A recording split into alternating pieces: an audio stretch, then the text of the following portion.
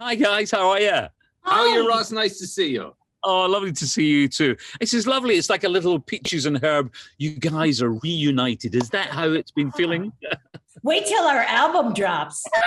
You don't know what's coming. And you just straight back off the stage as well, Chris, yes? After treading the boards once again. That's right. Just finished a couple of days ago. To not have to remember anything. You've forgotten the lines already, and that true? All gone, man. All gone. Barely knew them at the time. I want to just dive straight in with that. You know, never work with children, never work with animals, and then Melissa, the birds. And I want to know about the director doing the bird calls off camera. Please tell me. Well, for the first scene, you know, it's a what is it? A macaque? If it's like a puppet bird, there's a name for it. And the first time we were doing something with the bird, Ted didn't tell me. You know, when I'm out there and I'm looking up at, you know, the mark or piece of tape that I'm supposed to be looking at, and Ted Melfi out of nowhere goes, and I was like, what the hell is going on? It made us, like, I was supposed to be having this serious moment.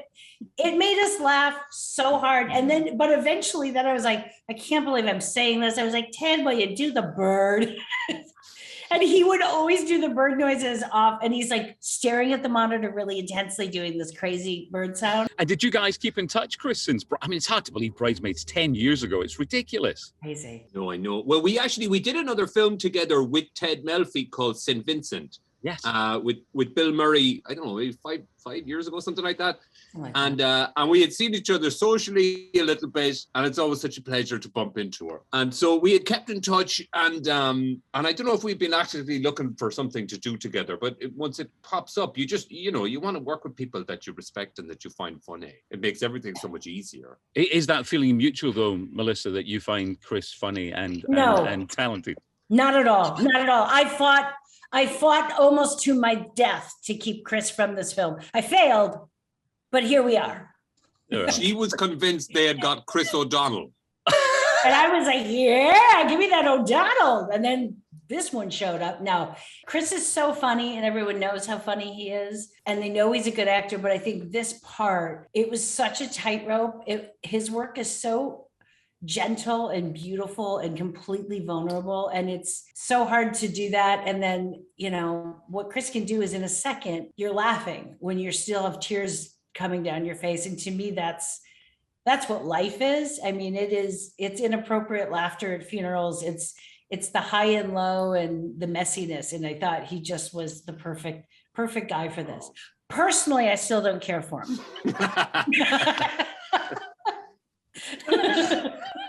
Is it the stealing? It doesn't help. Yeah, it doesn't help. People have said it. Is that scene stealing or actual jewelry? Jewelry.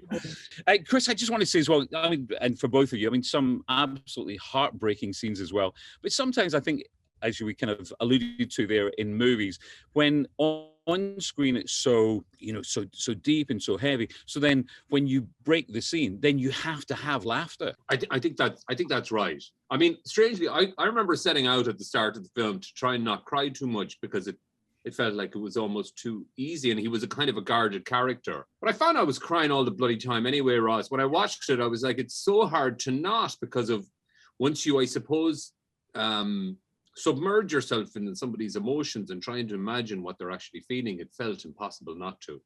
But my God, Melissa and Ted made that such a kind of an easy experience to go through, of feeling completely vulnerable or feeling emotionally exhausted. And we laughed a lot. Like, we laughed a lot for, you know, in those kind of hours between shooting scenes. I think in the sequences themselves, it wasn't, for me anyway, it didn't feel like a thing where it's like cut and then it's like we go into jokes, but you kind of ease in and out of things, and it felt very soothing in that fashion. You're talking about watching yourself. I wonder, is it easy? You know, some people just obviously don't like watching themselves at all.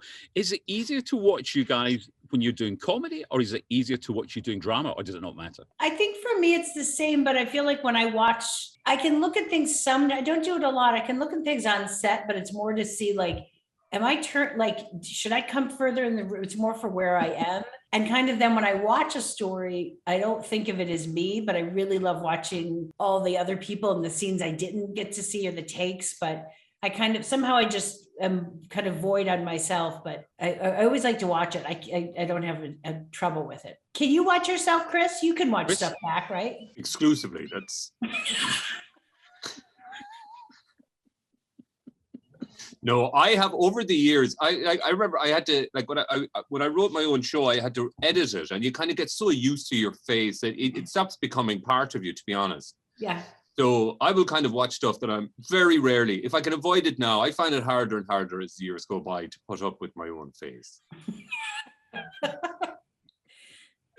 Oh, and Melissa, is Chris O'Dowd funnier than Prince Harry juggling? It's a serious question. I mean, they're different glorious traits, you know. It's apples and, you know, orangutans. You can't, they both are my favorites. Let's leave it at that. Got this funny video of me juggling Harry. Just... I mean, just quickly on that moment in that video, Melissa, it seems so surreal. Was it like that for you? Well, you know what was so cute is when I could tell he walked in because we were talking, and then she went, "Oh, hi," and her whole face lit up, and I was like, "Did Prince Harry just walk in the room?" And like her whole face, I just thought it was like so sweet and genuine. And then he ducked his head in, and he's like, "Is it weird if I juggle?" I'm like, "It sure is." And then I was like, "What about standing outside that window?" And he goes, "That's what I was thinking. Maybe I'm just standing out there for no reason juggling." And I was like, "Are you weird and funny to boot?" Like at that point, I was like, "Okay, that's great." And when you were doing that, did you think, "Oh my goodness me, this is just going to go right round the world. This is." Well, it's like when people see him just creepily standing outside of a window juggling, it's so weird that I was like, nothing else will matter. It's just the weird. I love anyone that will do something weird just for weird's sake. So I was like, I tip my hat. Strangely, I have no idea what you're talking about, but that doesn't make it any less exciting. The weird thing is neither do we. And Chris, you've now talked about juggling Prince Harry. It just doesn't get any more surreal than this. Guys, thank you so much. Congratulations. We need a nice heartwarming movie. I know there's some of the subjects are so sad, but congrats to you both. Great performances. Thank you. Thanks, Ross. Have a good one. Don't forget, you can watch full episodes of Lorraine on the ITV Hub and all the best clips, compilations and playlists right here on our channel. Just subscribe now and you'll never miss an upload. Click here to watch another video similar to this one, or click here to head to our channel's homepage to explore all of our exciting videos.